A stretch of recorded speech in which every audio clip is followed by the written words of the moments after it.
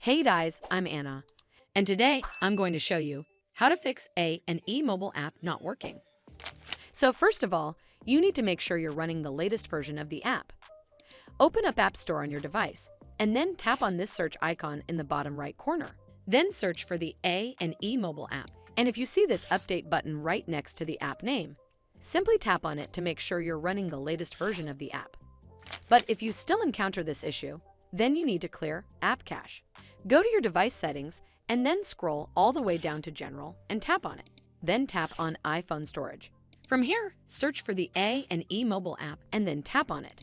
Once you're on this screen, you need to tap on Offload App. Tap again to confirm. It'll take a bit for processing, and then a reinstall button will show up. Simply tap on it to reinstall the app. This should fix the issue, but if it doesn't, then you need to completely reinstall the app. Follow the on-screen instructions to navigate all the way to the app page. Once you're on this screen, tap on Delete App to uninstall the app from your device. Once uninstalled, you need to open up App Store and then search for the A&E mobile app right over here in the search bar, and then click on this Get button to install it back on your device. Hopefully, this will fix the issue.